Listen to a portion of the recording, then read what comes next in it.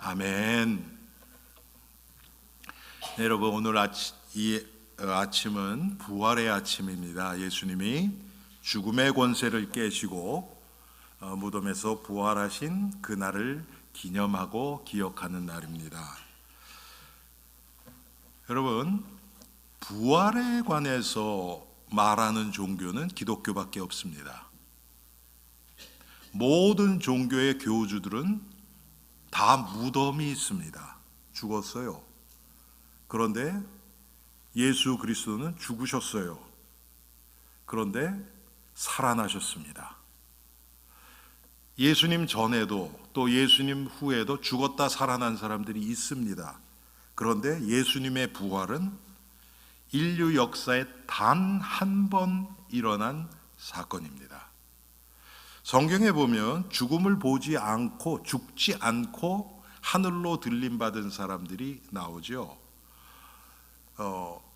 에녹이 그랬고요, 창세기에. 또 엘리야가 그랬습니다. 또 죽었다 살아난 사람은 여러 나옵니다. 엘리사도 죽었다가 사람을 살리기도 했고요. 또 나사로도 죽었다 살았습니다. 그런데 죽었다 다시 산 사람도 반드시 다시 죽습니다. 그런데 예수님은 육신이 죽고 부활하셔서 승천되시고 그 후는 죽음이 없습니다. 이게 영원한 죽음을 깨는 예수 그리스도가 우리에게 보여주신 참 부활입니다. 이것은 인류 역사에 단 한 번 일어난 역사적인 사실입니다. 이 부활, 여러분, 죽었다, 살아났다, 부활, 그 얘기는 죽음을 전제로 하죠. 그 죽음이 어디서부터 왔습니까? 창세기에서 인간이 죄를 하나님 앞에 범함으로, 하나님을 믿지 않은 불신앙의 결과로 죄인이 된 거기서부터 이게 시작된 것입니다. 우리의 모든 문제는 그래서 이 죄로부터 온 것입니다.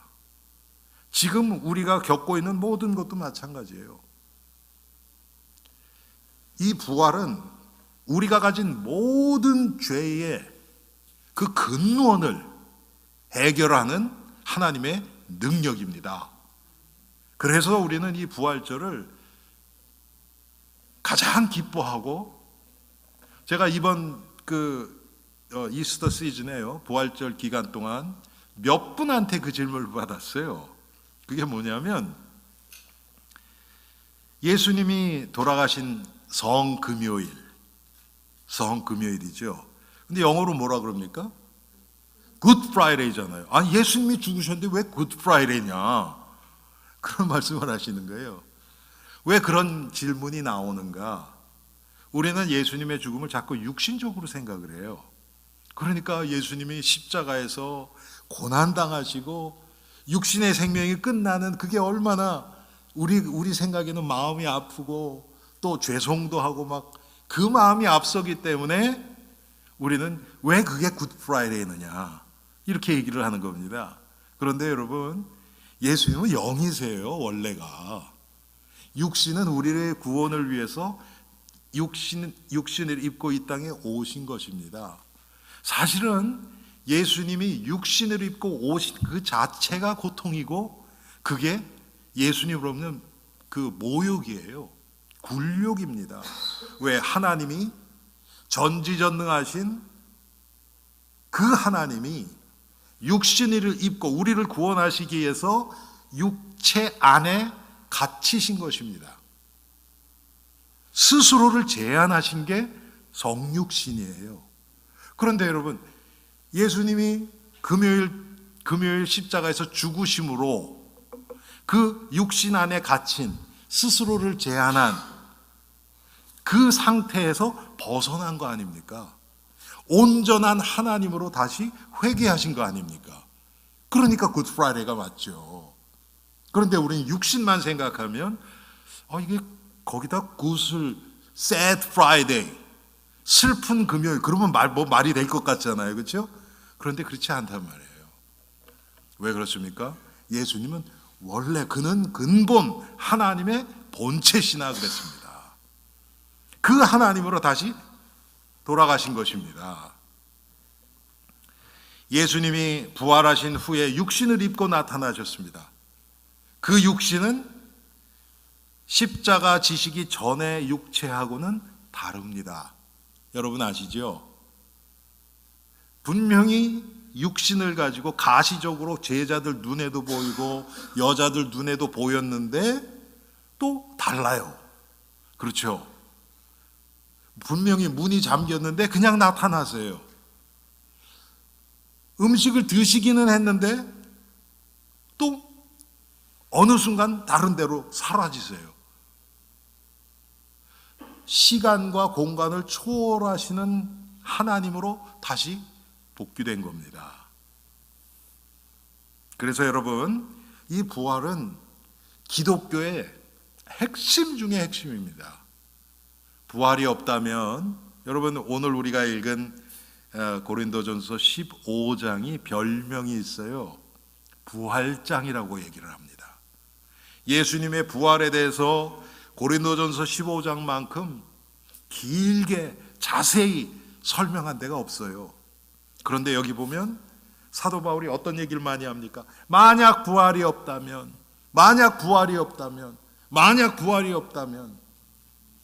우리의 믿음도 헛것이요 우리가 가장 불쌍한 사람이 된다. 그런 얘기를 하신단 말이에요. 예수님의 부활을 통해서 우리에게 영원한 생명이 임한 겁니다. 부활은 하나님의 능력입니다. 능력의 결과예요. 이 세상 누구도 부활의 권세를 이길 수 없었습니다.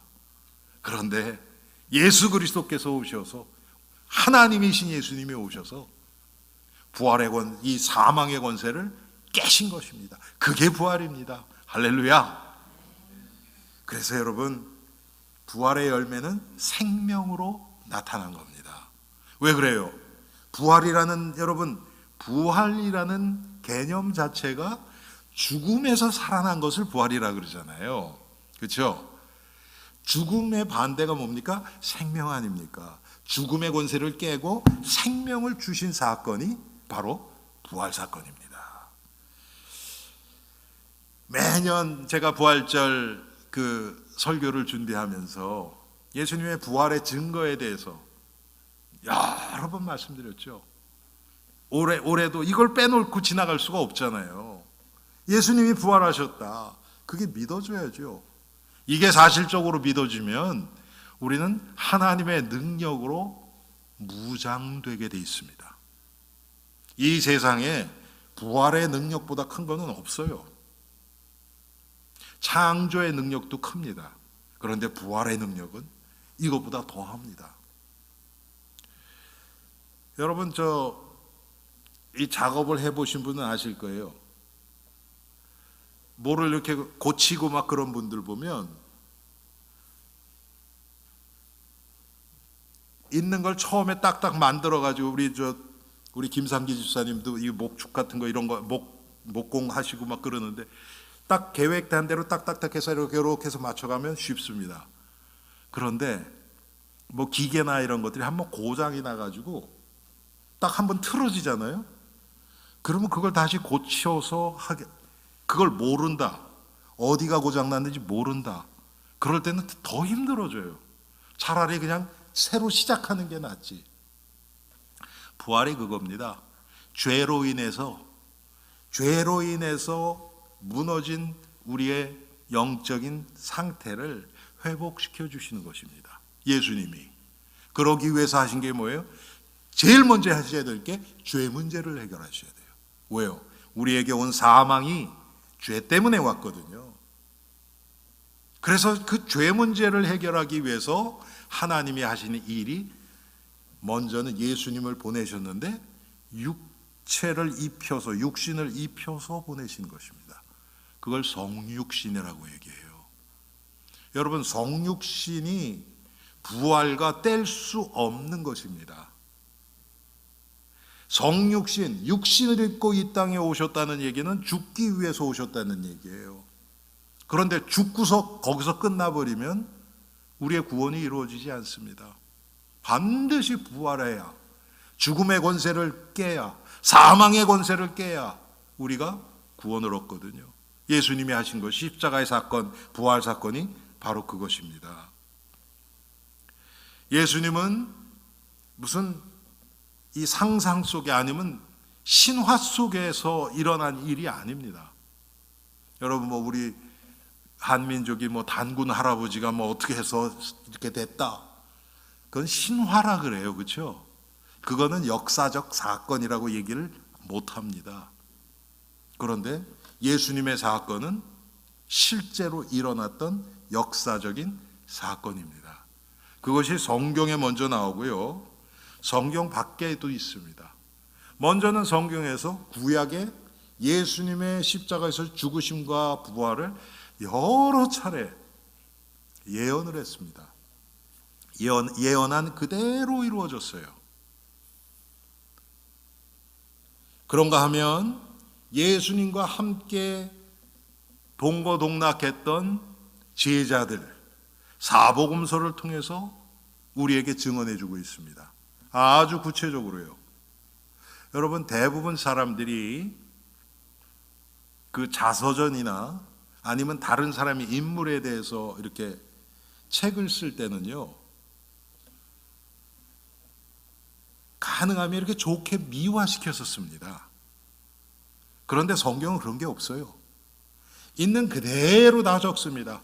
안 좋은 건 안 좋은 것대로, 실수한 건 실수한 것대로 그대로 다 기록하고 있습니다. 이것만 봐도 이것이 역사적인 사건일 확률이 굉장히 높다고 우리는 금방 눈치챌 수 있어요. 그런가 하면 예수님을, 여러분, 십자가, 지난주에 제가 말씀드렸죠, 예수님을 십자가에 내어진 뭐라 그럽니까? death penalty, 한국말로 뭐래요 그걸? 사형 선고를 내린 사람이 누구예요? 예? 그렇죠, 빌라도죠. 빌라도. 왜요? 이스라엘 사내들인 의회나 아니면 안나스나 바야바나 헤롯이나 다 그 지도자인 것이 맞는데, 그때 당시 유대 땅이 로마의 속국으로 있었어요. 그래서 사형 판결을 내릴 수 있는 것은 총독인 빌라도였습니다. 그 사람은 정치인이잖아요. 그렇죠? 정치가란 말이에요. 로마에서 파견된 정치가예요. 그러니까 이 빌라도가 자기가 한 일을 중앙정부, 황제에게 보고를 해야 되겠죠. 여러분, 지금 미국 여기 대사관, 미주 한인 대사관이라는 한국 대사관 있잖아요, 워싱턴.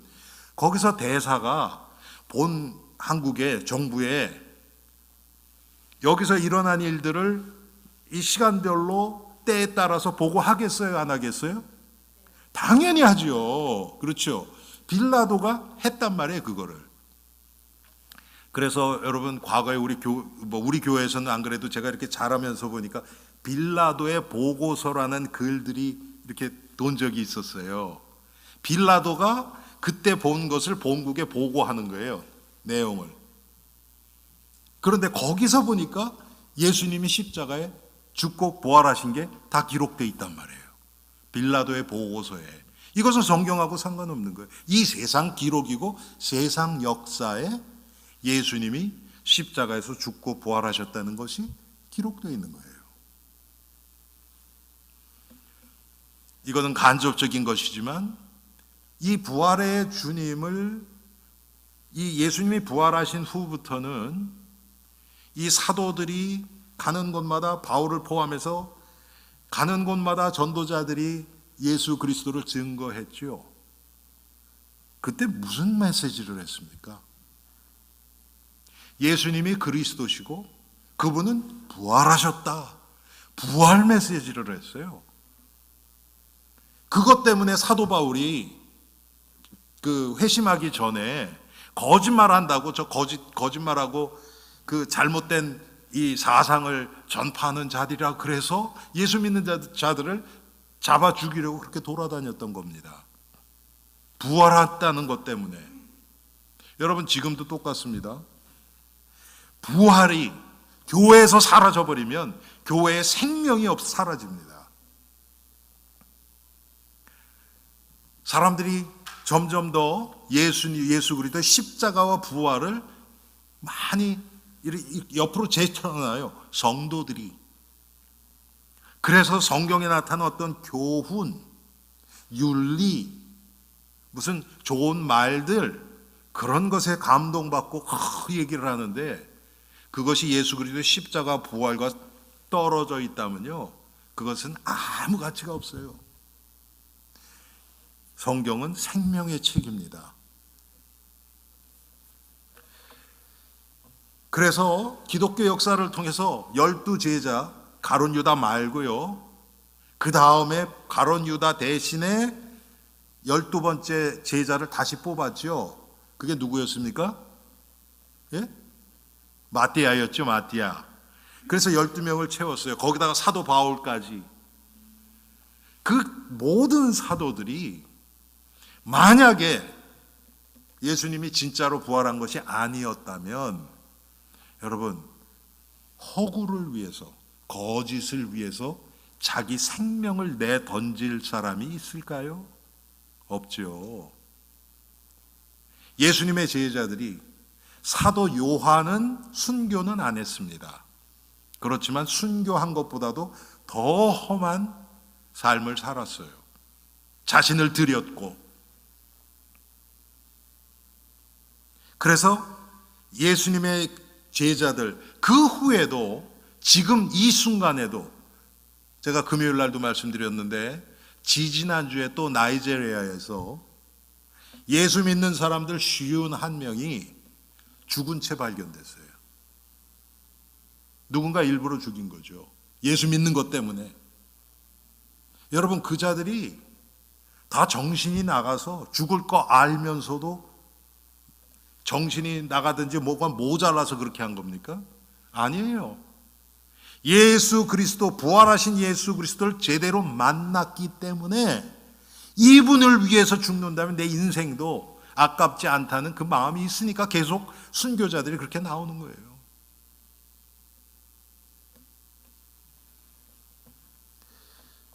성경 안에도 예수님의 부활에 대한 기록이 많이 있습니다.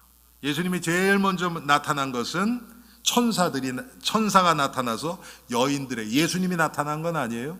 천사가 예수님이 부활하셨다는 것을 여인들에게 말해줍니다. 마태복음 28장에. 그리고 막달라 마리아가 예수님을 만납니다. 마가복음 16장에 보면. 그리고 또 여인들이 마태복음 28장에 보면 처음에 여인들이 아니에요. 이건 또 다른 여인들이 또 무덤에 갔다가 내려오다가 예수님을 만납니다. 그리고 누가복음 24장에 나오는 엠마오로 가던 두 제자가 예수님을 만나서 대화하고 집에까지 가서 같이 식사도 하고, 그런데 어느 순간 또 예수님이 사라져버려요. 아까 말씀드렸던 것처럼 예수님의 육체가 지금 우리가 가지고 있는 이 육체가 아니라는 거예요. 시공간을 초월한 육체로 바뀌었기 때문에 그래요.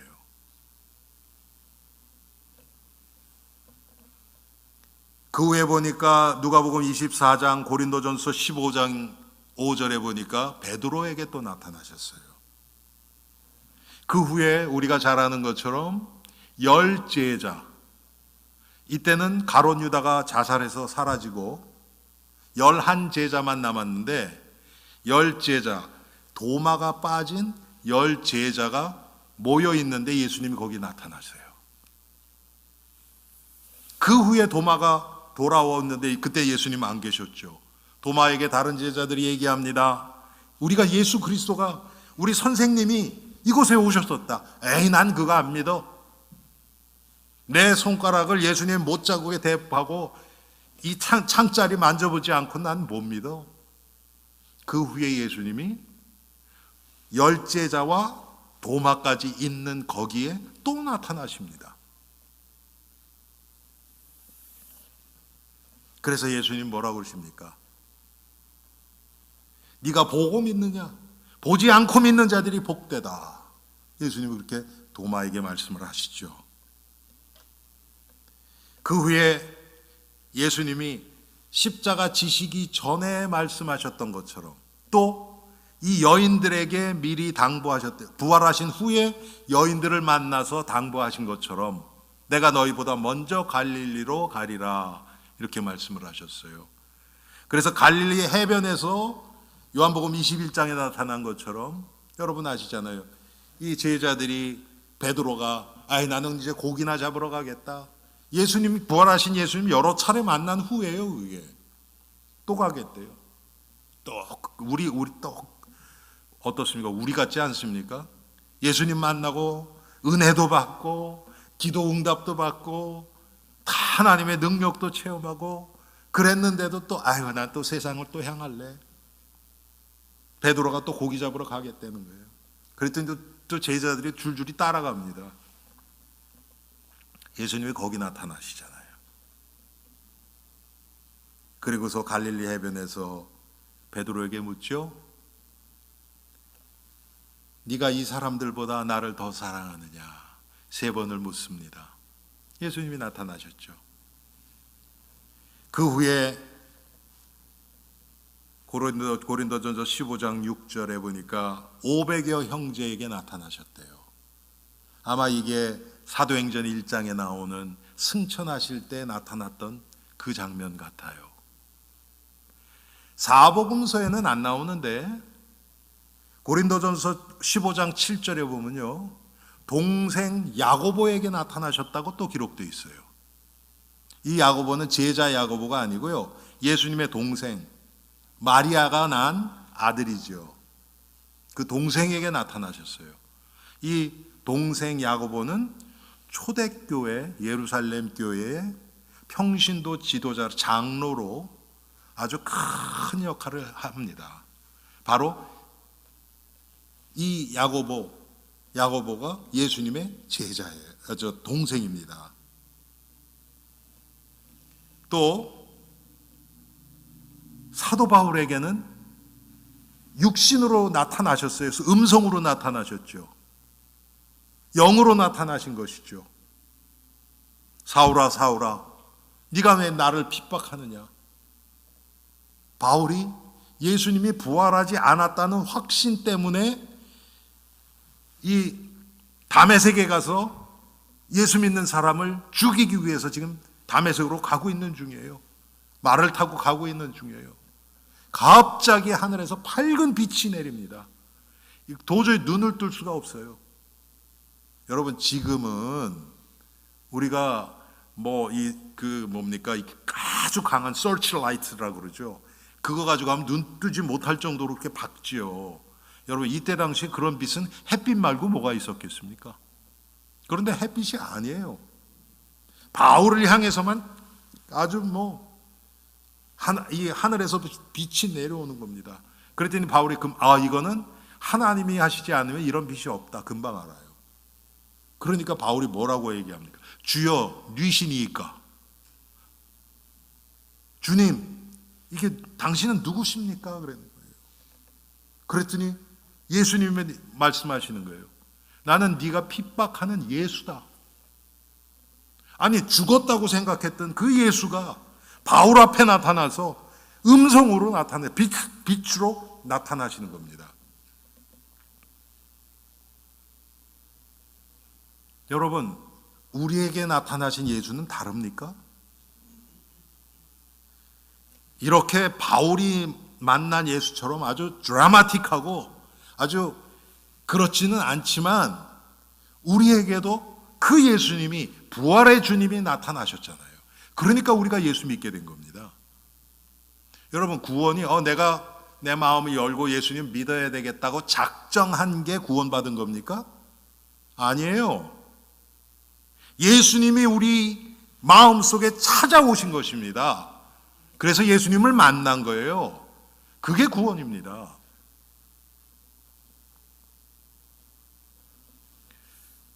여러분도 아마 바울같이는 안 알아도 여러분 나름대로의 예수님을 만난 체험들이 있으실 것입니다.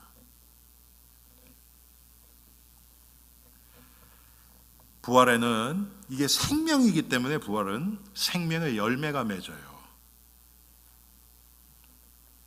요한복음 12장 23절 24절에 보니까 이것은 예수님이 나사로의 죽음 앞에서 말씀하신 것입니다. 예수께서 대답하여 이르시되 인자가 영광을 얻을 때가 왔도다. 내가 진실로 진실로 너에게 이르노니 한 알의 밀이 땅에 떨어져 죽지 아니하면 한 알 그대로 있고 죽으면 많은 열매를 맺느니라. 예수님이 자신이 십자가에 죽기 지금 얼마 전입니다. 며칠 전이에요. 지금 이 요한복음 12장은요. 이때 자신의 죽음을 통해서 일어날 일을 말씀하신 거예요. 한 알의 밀이 땅에 떨어져 죽으면 많은 열매를 맺는다. 예수님의 십자가의 죽음을 통해서 온 인류에게 구원이 임했어요. 저는 지금 이 구절을 가지고 기도를 많이 합니다. 무슨 기도를 하느냐? 하나님, 이 종이 우리 엘림 교회가 우리 엘림의 성도들이 후대를 살리는 한 알의 썩어지는 밀알이 되게 하소서. 제가 요 근래에 이 기도를 참 많이 합니다. 나는 죽지 않고 여러분 마음속에 나는 지금 요 모습 요대로 있고 우리 교회 좀 젊은 사람 많이 찾으면 좋겠다. 그런 일 없습니다. 절대 없습니다. 한 알의 밀알이 땅에 떨어져 죽어야 돼요. 살아있으면 그 밀알 하나로 그대로 남아요. 부활은 죽음을 이긴, 사망을 이긴 결과로 나타나는 것이 부활입니다. 또 부활은 사망을 이겼다는 얘기 뭡니까? 십자가를 거친 후에 나타나는 결과가 부활입니다. 십자가의 고난, 십자가의 희생이 없으면 부활의 영광은 없습니다. 여러분 지금 이 시대에 얼마나 많은 사람들이 부활의 영광만 딱 따먹으려고 해요. 십자가의 길, 십자가의 고난은 패스. 그건 통과 안 하려고 해요. 그러니 부활의 영광, 부활의 능력도 안 나타나죠.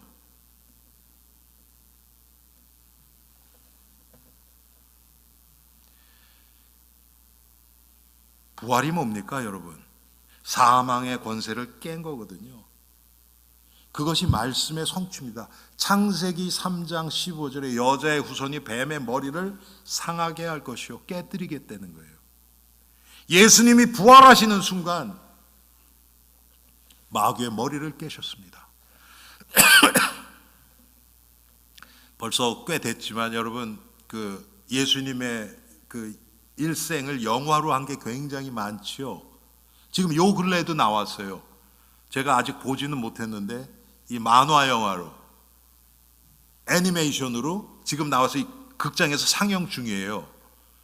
킹 오브 킹스인가? 그런데 지금 그게 박스오피스 1등도 하고 그래서 지금도 1등인지 모르겠어요. 그런데 지난주에 보니까 1등을 했더라고요. 근데 그게 한국 사람이 만든 거예요. 예수님의 영화인데. 그런데 과거에 제가 봤던 패션이라는 여러분 아마 보신 거 있을 거예요. 예수님. 그게 아마 멜 깁슨 그 영화 배우가 만든 감독으로 만든 영화인데 거기에 보면 그 장면이 잠깐 나와요. 예수님이 가시는데 뱀이 싹 지니까 머리를 빵 밟는 그 장면이 거기 나와요. 그런데 성경이 안타까운 것은 성경에서 나오는 그 시기적으로 안 맞아요. 예수님이 그거는 십자가에서 죽고 부활하실 때 일어난 일이거든요. 그런데 예수님이 공생의 시작 때쯤 그게 나와요. 그런데 중요한 것은 예수님이 부활하심으로 마귀의 머리를 깨셨다는 거예요. 여러분 그거야말로 최고의 승리 아닙니까? 그래서 부활의 주님을 우리가 믿고 그분과 함께 있다. 마귀가 가장 두려워합니다. 아니, 자기의 머리를 깨신 분인데요. 예? 머리를 깨신 분인데요.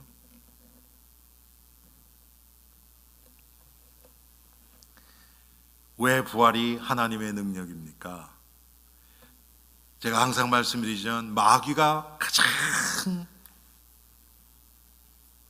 아끼고 마귀가 가지고 있는 가장 강력한 무기가 뭐냐면 죄와 사망이에요. 그런데 이 사망은 죄로부터 왔어요. 죄로부터 왔어요. 이것을 단번에 무장 해제시킨 것이 바로 예수 그리스도의 부활하심입니다. 할렐루야. 그분은 지금 부활하셨다는 얘기는 지금 살아서 역사하신다는 것입니다. 근데 더 놀라운 게 뭐냐? 예수님은 어디에 계시느냐? 너희가 내 이름으로 모인 곳에 나도 너희와 함께 하시겠다. 지금 이곳에 부활의 주님이 하늘과 땅의 권세를 가지시고 이곳에 우리와 함께 계심을 믿습니다. 여러분들이 이게 믿어지면요, 여러분 마음속에 증오, 염려, 걱정, 불안 다 사라져버릴 것을 확신합니다. 왜? 부활의 주님이 함께 계시는데요.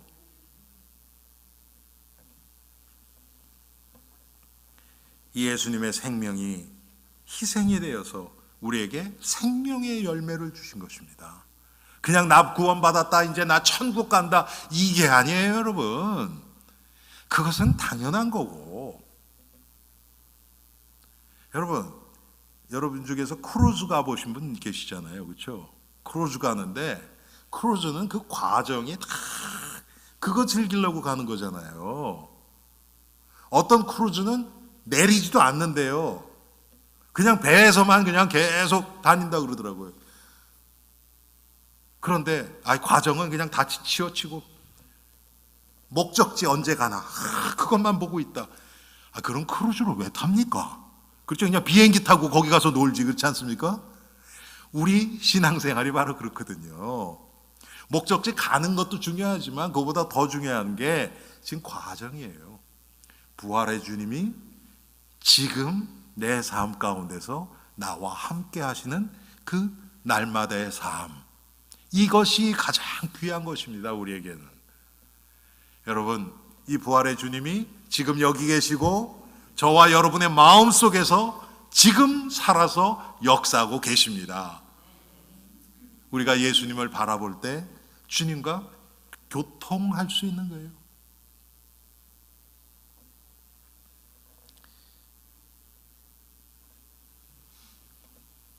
예수님의 부활에 열매가 나타납니다. 그래서 왜? 생명이니까. 생명에는 열매가 나타납니다. 제가 항상 말씀드리지만 지금 강단에 화분이 여러 개 있어요. 지금 4개가 있는데요, 2개는 생화고 2개는 조화예요. 저 뒤에 있는 것은 1년 365일 푸르청청해요, 양쪽에 있는 것은. 왜? 생명이 없어요. 변화가 없어요. 아무리 좋게 보여도. 저 조화를 이 앞에 있는 생화보다 훨씬 아름답게 꾸밀 수도 있어요. 그렇죠? 그렇지만 저긴 생명이 없어요. 재생산도 없고요, 생명이 없어요. 여러분 똑같습니다. 여러분의 신앙생활이, 여러분이 구원받았다고 하는 그 구원이 조화처럼 변화되지 않고 항상 그곳에 그 자리에만 그대로 있습니까? 아니면 이 생화처럼 지금 이게 꽃인지 모르겠는데 이게 조금 지나면 어떻게 되겠어요? 시들고 또 떨어지고, 그래도 생화예요. 여러분은 어떤 신앙생활을 원하십니까? 제가 목사잖아요. 제가 저 스스로에게 항상 무슨 생각을 하냐면, 성도님이 항상 제자리에서 자기 할 일 하고 교회에서 뭐 헌신도 하고 헌금도 하고 주일도 빼먹지 않고 다 마트를 하는데 그대로 10년, 20년 그대로 된다. 진짜 그게 하나님이 기뻐하시는 걸까? 아니면 신앙생활을 하면서 자기 죄와 싸우고 자기의 문제, 나쁜 습관과 싸우고 그러다가 시들어서 썩은 냄새도 나고 그렇지만 그건 생명이 있는 거 아닙니까? 제가 저 자신에게 항상 묻는 거예요. 오 목사, 너는 어떤 성도를 더 원하느냐? 제 육신은 교회에서 문제 안 일으키고 그냥 자기 할 일 맡은 바 책임감 있게 잘하고 그런 분을 원해요. 그런데 제가 하나님 앞에서 보면 절대로 아니에요.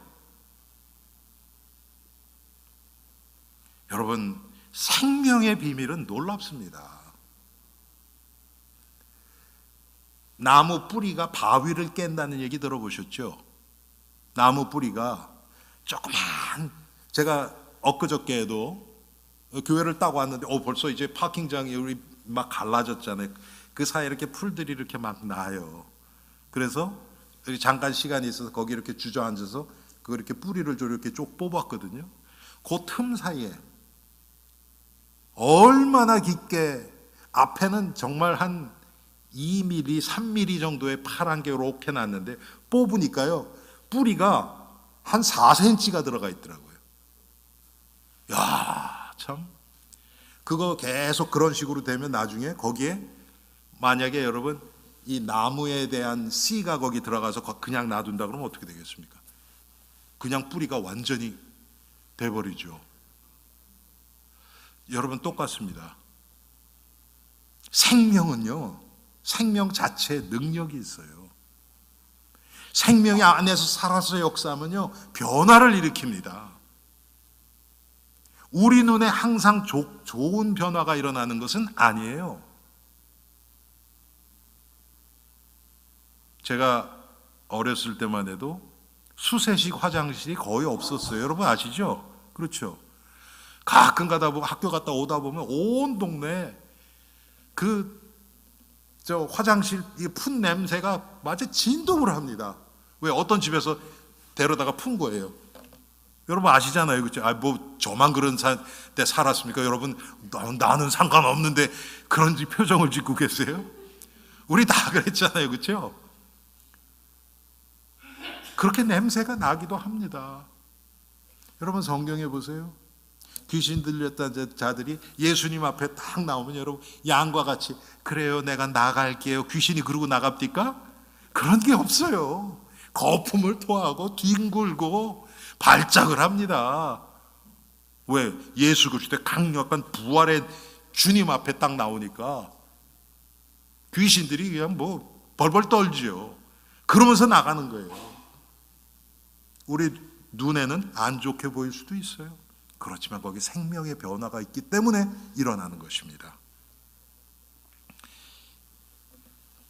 예수님의 부활은 이사야서 53장의 말씀처럼 그가 상함으로 우리가 치유를 받게 된 거예요. 그가 상하심으로 부활은 그 우리의 상처를 치유합니다. 우리가 예수 그리스도와 계속 동행하다 보면요, 과거의 나의 부끄러웠던 부분들, 감추고 싶었던 부분들 어느 순간 되니까 그거에 대해서 묶여있던 내가 사라져버린 거예요. 저도 신앙생활하면서 그런 분들 참 여러 번 봤거든요. 남들에게 얘기하지 못하는 깊은 부끄러움이 있어요. 그게 뭔지는 모르죠. 그런데 그 부분만 나오면 평소 때는 다 다른 사람에게 다 너무 잘하고 막 그랬는데 그 부분만 완전 다른 사람으로 바뀌어버려요. 과거엔 제가 그걸 이해를 못했어요. 저는 청소년 때부터 진짜 교회 중심으로 살았어요. 그래서 뭐 장로님, 권사님, 목사님들보다 교회에서 보낸 시간이 더 많아요, 제가. 그러다 보니까 오만 가지, 주일은 뭐 별로 그런 게 안 일어나는데 주중에 교회 왔던 분들 뭐 별 사람을 다 봤어요. 중직자들 중에서도. 제가 한 가지만 풀어볼까요? 제가 20대 초반에 어떤 중직자가 교회로 교회 주소로 그분 비리 날라왔어요. 아니 교회 주소로, 여러분 중에 교회 주소로 비를 보낸 분은 없거든요. 봤더니 자동차 딜러에서 왔어요. 그래서 이게 뭔가 그러고 사무 보시는 분이 그걸 뜯었어요. 봤더니 아니 이 양반이 교회 이름으로 차를 산 거예요. 세일즈 텍스 아끼려고. 뉴욕은 그때도 8.25%였어요. 그러니까 꽤 되죠. 근데 그분이 아주 중직자고 교회에선 정말 되게 좀 파워가 있으신 분이었거든요. 그래서 그 집사님하고 저만 아는 사실이에요, 이거는. 그거 말고도 그거보다 훨씬 심한 것들을 저는 진짜 많이 왔어요, 교회에서. 지금 생각하니까 하나님이 인간의 죄성을 알려주기 위해서 저한테 미리 보여주셨던 것 같아요. 몇 가지는 제가 아무에게도 아직까지 얘기를 못했어요. 왜? 그 얘기 제가 꺼내면 그분은 이 교회 안에서의 그 인생은 끝나요. 그런 정도로 심각했던 것들. 근데 여러분, 그게 그런 사람들만입니까? 우리는 안 그렇습니까, 여러분? 우리도 그런 부분 있잖아요. 하나님 앞에서 똑같아요. 그런데 그런 상처들이요, 부활의 주님과 계속 교제를 하다 보면 치유가 돼버려요. 그럼 그게 내가 자유하게 돼요. 자유하게 돼요. 과거에 제가 민 목사님이 하신 말씀이 생각납니다. 여러분 아시잖아요. 그분 이 청소년기에 또 대학생 때 얼마나 세상적으로 그렇게 가셨는지. 항상 마음속에 뭐가 계셨냐면 여기서 설교를 하는데 그때 나의 모습을 아는 사람이 갑자기 나타나면 어떡하나. 그 두려움이 항상 계셨다는 거예요. 그렇겠죠, 여러분. 그런데 그 비슷한 게 나타났거든요.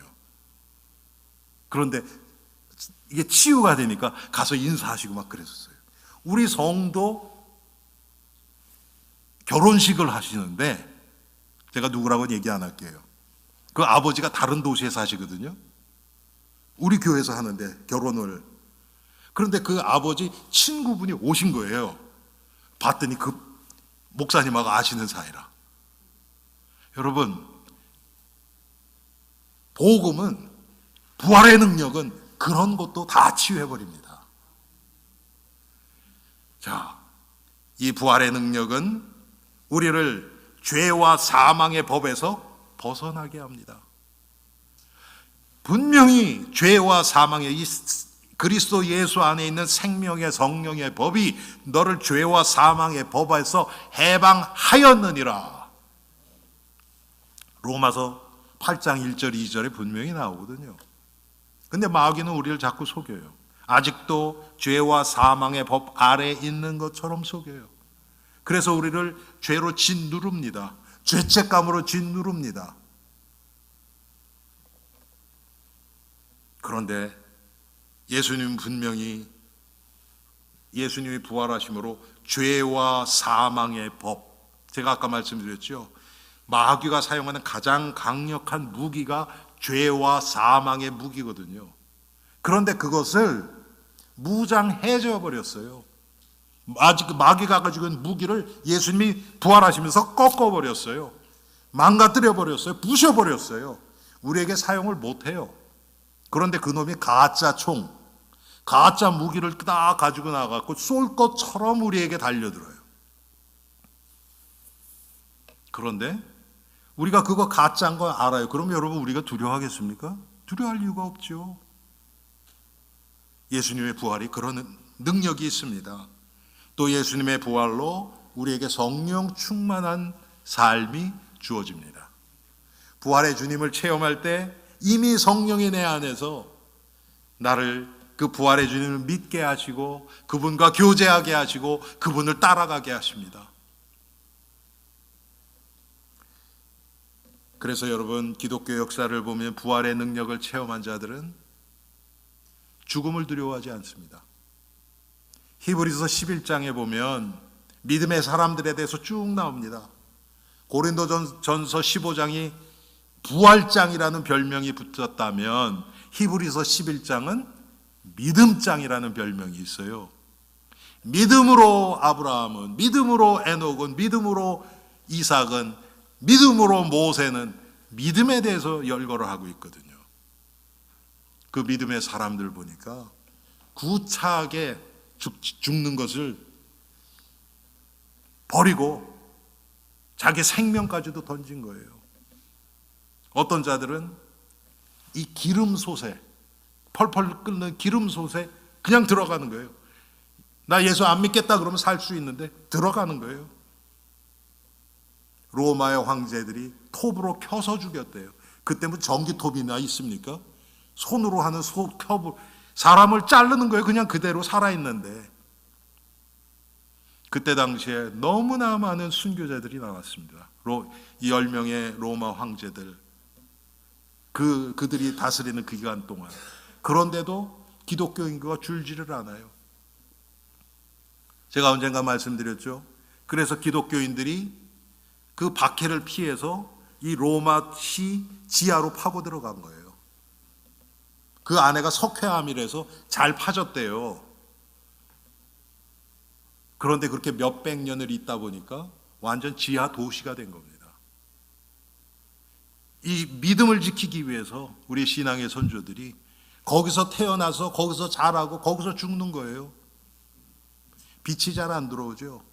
거기가 개미굴 같아서 모르는 사람이 들어가면 거기서 빠져나오지 못하고 죽는다는 거예요. 그 사람들 그때 남자의 평균 이 키가 130이 안 됐대요. 여러분 지금 이탈리안들 보세요. 우리보다 키가 큽니까 작습니까? 한국 사람보다 훨씬 크죠. 그 로마가 이태리 있잖아요. 이탈리아에. 그 지하에서 태어나서 볕도 못 보고 그 동굴 안에서 쭈그리고 살다 보니까 그렇게 돼버린 거예요. 나중에 컨스탄틴 황제 되고서 기독교를 이제 국교로 정하고 거기 있는 사람이 다 나왔죠. 그리고 그 안에 묻혀있는 그 죽은 시신들 끄집었는데 수백만 구가 나왔다는 거예요. 죽음도 두려워하지 않습니다. 여러분, 죽음도 두려워하지 않는 자를 당할 자는 없어요. 아니, 죽겠다는데.